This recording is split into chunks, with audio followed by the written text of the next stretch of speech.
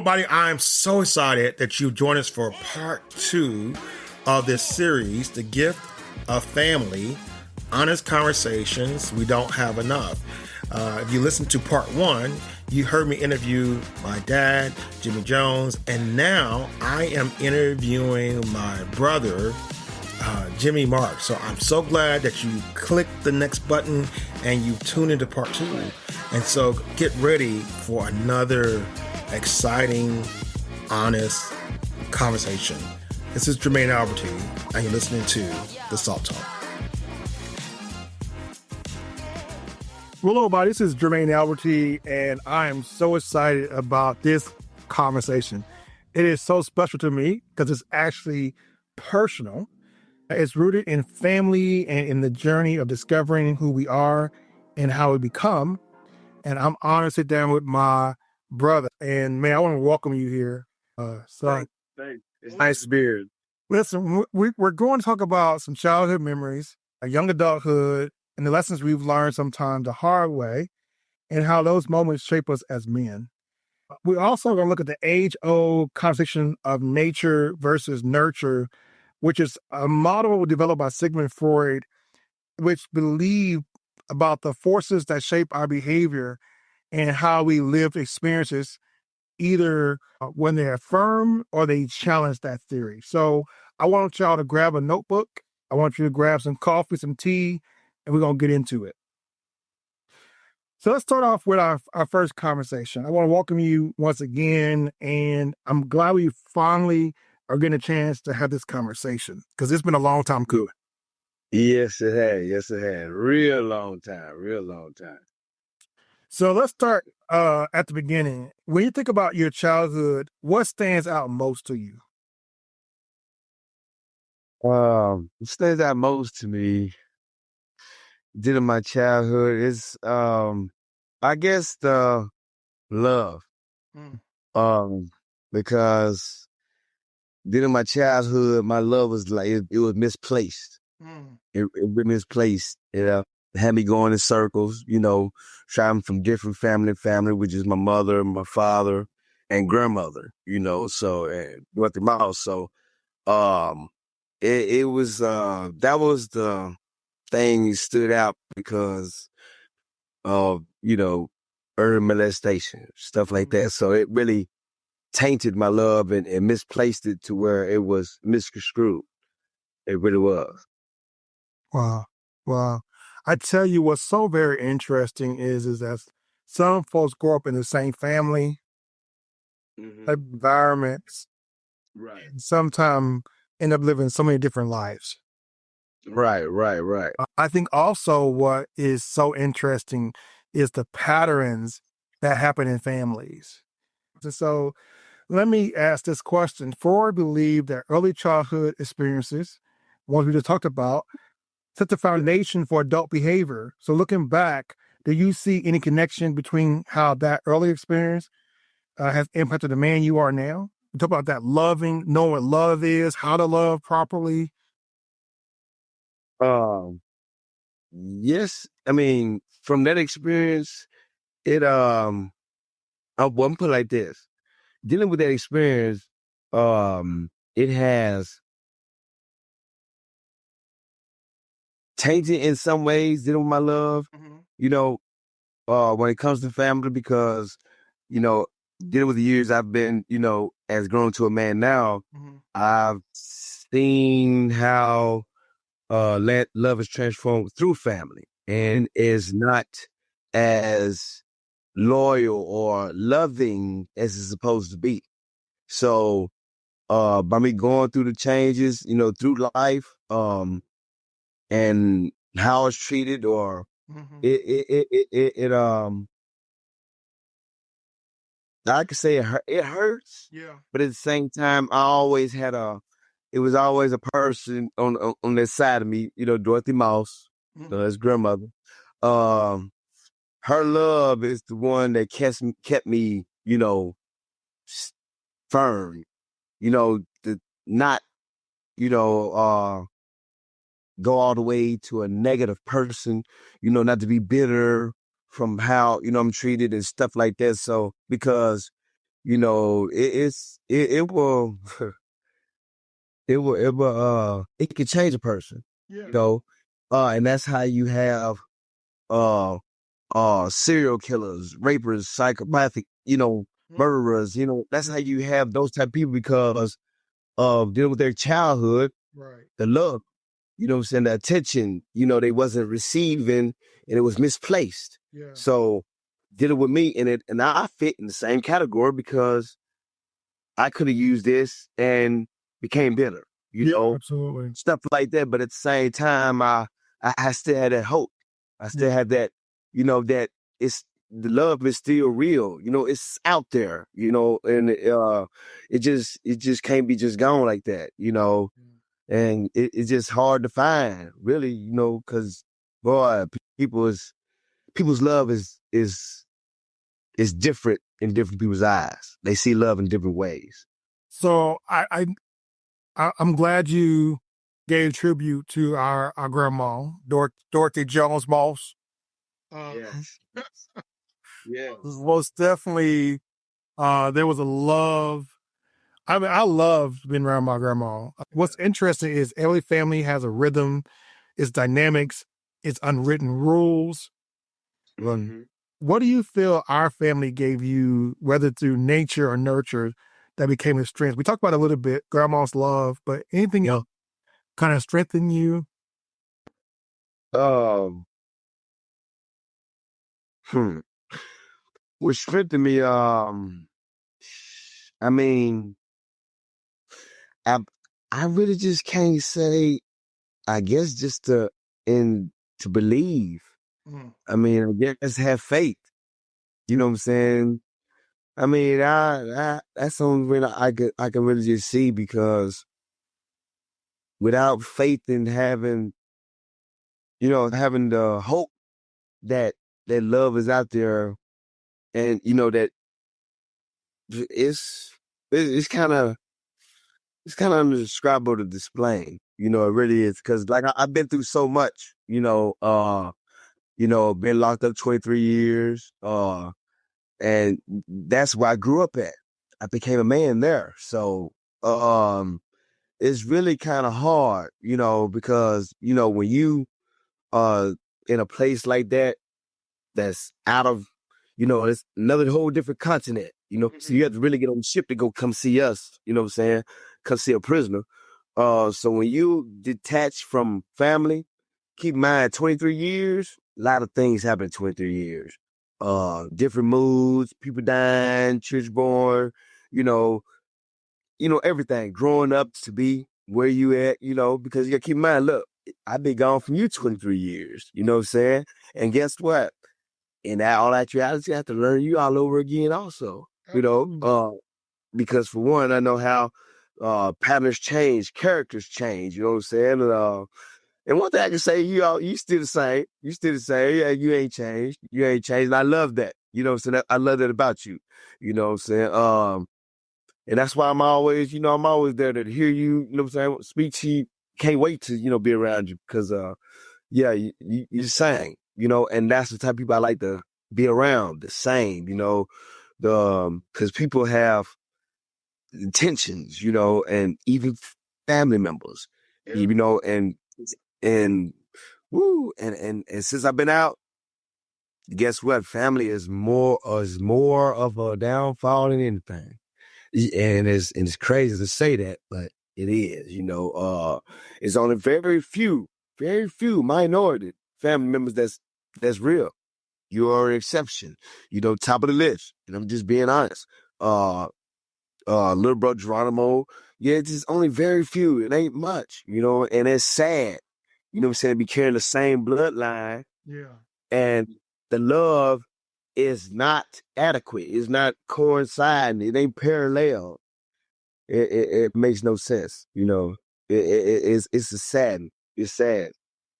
Freud talks about the internal tug of war, our desires, our conscience, and the reality around us.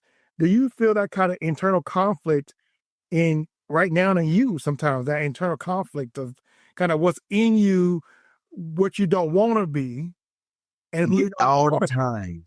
all the time. And I have to and I have to keep myself at a elevated state to keep myself calm, happy.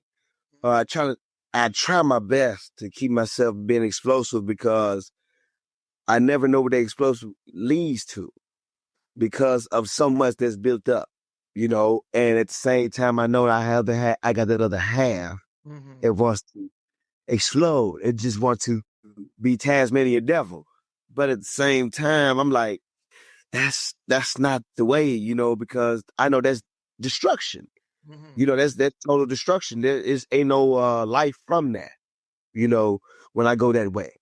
Um, and by me doing that, I tend to my music, tend to my wife, I'm glad that I have my wife because she pulls me, she pulls me strings. Hey, come back, you know what I'm saying? That fishing line, come back here, you know what I'm saying? Hey, don't go out there, don't go too far, you know what I'm saying? You already know what's out there. And I'm stubborn, sometimes I still try to go out there, but at the same time, I listen to her. And I'm glad she's beside me. And guess what? That's something I've been needing all my life because I've been through, like, I ain't gonna lie. You were, you know, that brother I looked up to, and I still look up to that, I always wanted to be around, you know what I'm saying? But it was only spurts. That's how it was. And it was confusing because I'm like, damn, I'm around I'm somebody that really love me, you know what I'm saying? You know what I'm saying? Willing to guide me, and I never could get that. It was hard for me to get that. And it was conflicted. So that's the reason why, certain choices I made in life in the way it did, be it, going to the other side. And then that other man come out. So yeah, yeah, it's hard. It's hard to contain that man, but at the same time, you have to be in a positive environment. The only way you can contain is being in a positive environment. Keep yourself around negative people. If there's something that's negative coming around, hey, move around from that because guess what? There's a possibility that guess what? You might get the negative feedback. It's a possibility. You never know. And guess what? Energy. Deal with that negative energy, demons, whatever you want, spiritual or individual wise, is there.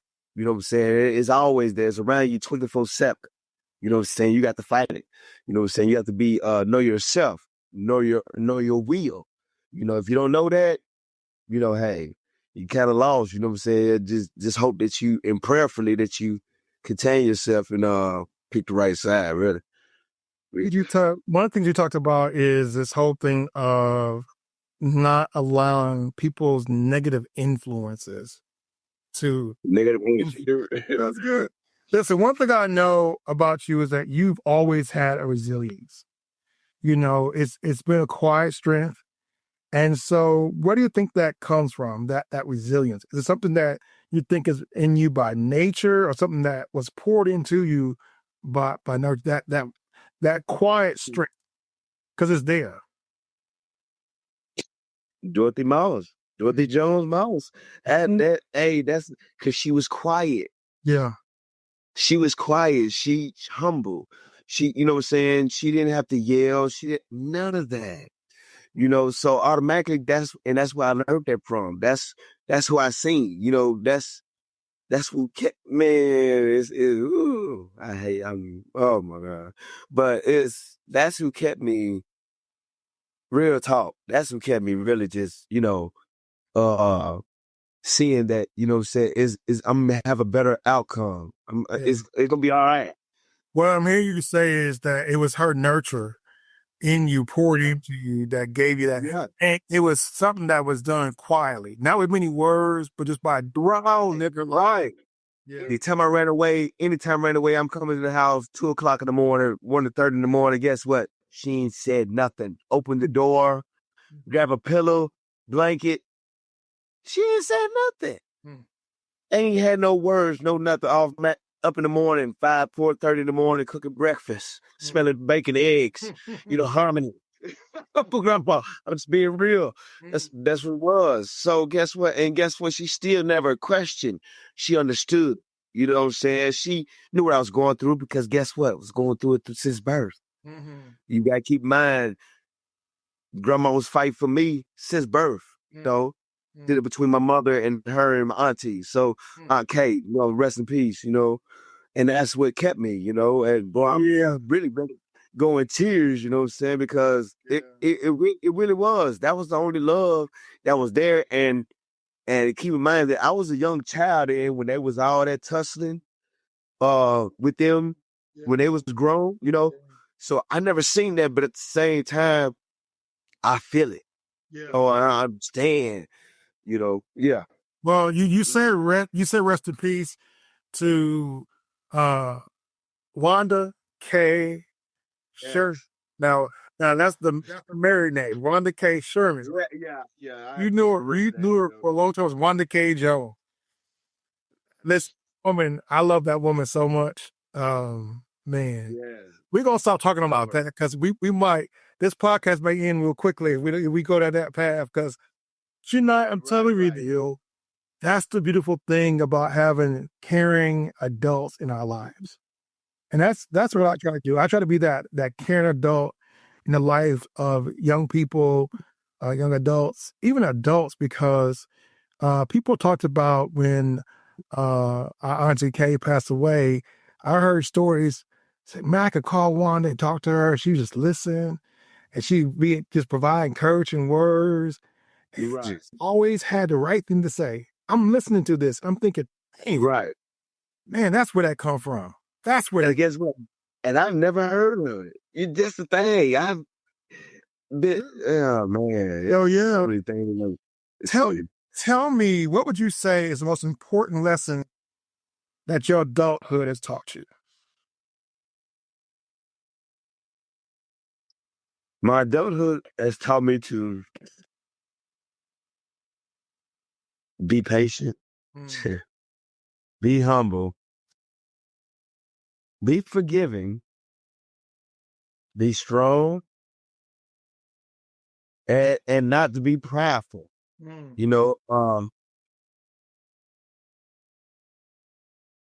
adulthood, my adulthood, it's taught me all that because, man, right now, like I said, been locked up 23 years coming out. I've been out since October 1st, 2021. It's November 25th, 2025. So it lets you know I kept myself out and I'm not going back in.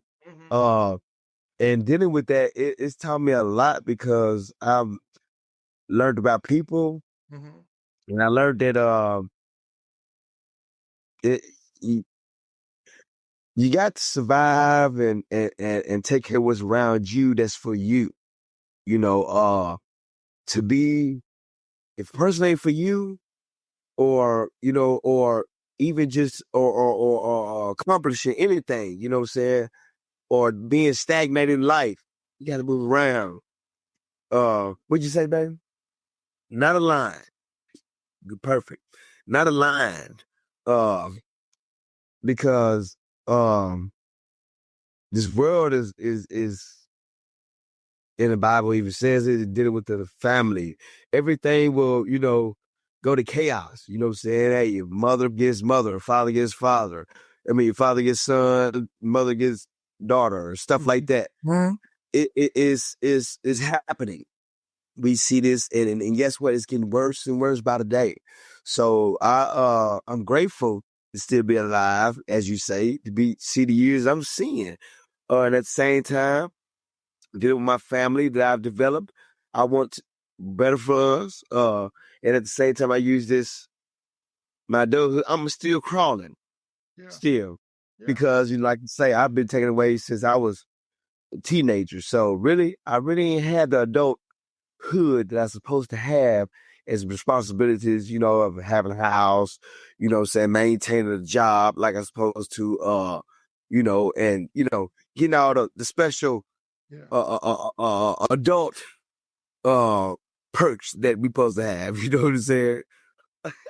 So we've talked about childhood. We've talked about, your young adulthood. Most of those years spent in prison, In prison. and so you went in at how old? I went in at 17. 17. Came out how old? I came out first at 25 Okay. and went back before my birthday. Yeah. So went back and came out at 41. Wow. So 17, I consider 17 41. Yeah. You know what I'm saying? I don't count the 10 months. That you was literally the 41. Yeah. Yeah, that don't count. That's a word release. Yeah. That was a furlough. And so I'm curious about the future and the hope you have. So what I want to ask you is this. Tell me, what is something that you're working on right now that gives you hope? You send me music all the time to talk to me. We about to get there. Well, automatically my passion for music is there, and that's what I want to bring out. Passion for music. Right now I got a LLC started with Food on the Hustle. Okay. I started with me and my wife. So I'm trying to get that started up.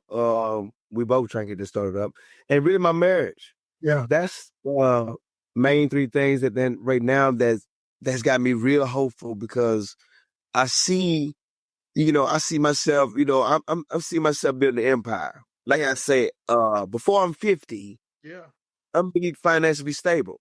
Okay. I'm counting on that, and guess what?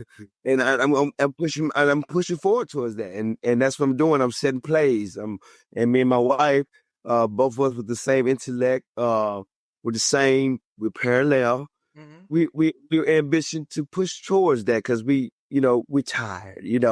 I'm tired. And guess what? It's time. It's overdue. I'm ready for my blessings. I've been through so much. I've took so much. I've suffered. I've regret. And I've, and like I say, I truly believe I paid my dues. And I'm ready to receive the blessings, receive them, and because I have, I want to start a VOTEC for young people, get people, because I tattoo. Yeah. I want to start VOTEC. I want to start a vocational trade for young people, because that's not out here. People's not, it's a lot of things I want to do. I have so much things to do. I'm multi-talented, from painting to, building houses to carpentry. I can do everything, and at the same time, I'm the type person, I dance, I draw, I write, everything.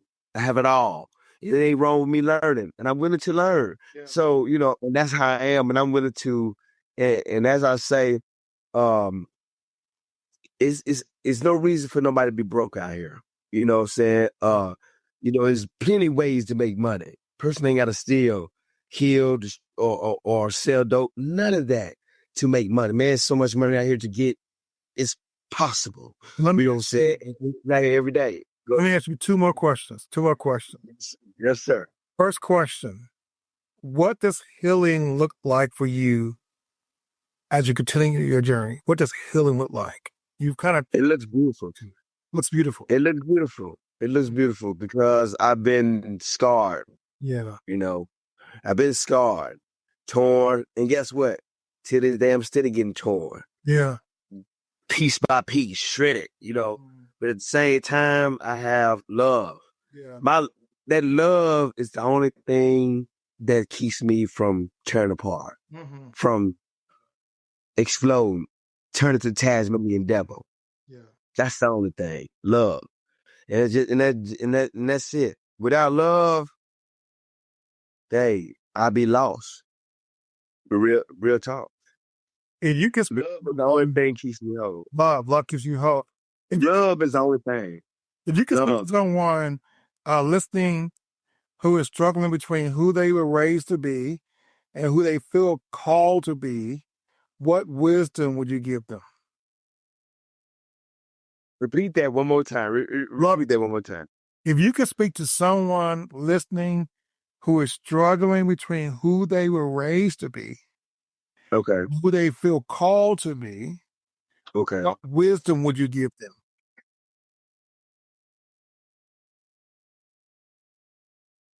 Because you know how, like, when people are speaking to our lives, that we're not going to be nothing, speaking to our lives, like the no good daddy, they speak all good things in our lives, right? And they heard all my life. right, and they heard it all my life. right, And I'm gonna tell you something. That would put it like this for whoever's listening. yeah, When a person is speaking negative, speaking down, speaking against you, speaking ill, I'm talking about to where it kills you. Guess what? Use it as your strength. That's my fuel. That's my strength. Because all my life, person, I will be nothing. You'll be a crackhead just like your daddy. You know what I'm saying? You'll be nothing. You'll never grow to be nothing. But I've accomplished so many things since I've been out. You know what I'm saying? I've already accomplished. I've had my own art exhibit. I missed it, but I had the opportunity, and I got that since I've been out. I ran motels. I've been a manager of motels and never did this in my life. You see what I'm saying? I've been to college. I got my GED. Guess what? I did things that the same person who said that I would not amount to nothing. Guess what? GED, been to college. And guess what? And I'm going to continue to go forward. My music, I got music that is loved in everywhere. Nigeria, Cambodia, all over the world. Through rapping. Let me say these words. Let me say these words that many men don't say to one another sometimes, but I'll say these words, and these words I think are so very important, and that is, I'm proud of you, and I like you. And I love you too, and I'm proud of you too, bro. Yeah. Because guess what? Listen, you're really the main thing that really another thing that kept me pushing, because for one, you got to keep in mind, you were the youngest preacher in Kansas City, Missouri at the age of 21. Actually 16. Oh, see? Didn't know that. This is big. What's funny about that is I preached my first sermon November 29th, 1992. You know what I'm saying? I was 16 years old, and it'll be 33 years this November 29th, 2025. 33 years. Huh. And guess what? Where I was at in 1992, November 29th. Where's that at? I just got admitted in to FAC, Family Attention Center. Wow. On my birthday. Wow. November 24th. Wow. I was admitted into the Family Attention Center on my birthday. They were done with me. Got rid of me. 1992. That was my birthday, as a matter of fact. 1992, November 24th. Wow. Yes, that was the birthday present. A gift for only you and only you. Jamal Drymore, you can't have this gift. This is only for Jimmie. Yes. 1992. So that's the reason why I never knew. Because that's the year. I was gone. Oh, wow. Yes, sir. Life, boy, I've been through it all, boy. See, I was trying to move. I was trying to move to a conclusion of the episode. Go ahead. We'll see this till one time.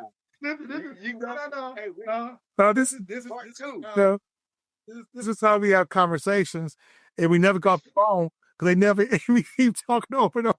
Hey, boy, I got a book. Listen, I can write a book. There is a book in you, and I'm ready to read it. Yes. I'm going to help you write that. I'm ready to release it. I'm going to help you write a book.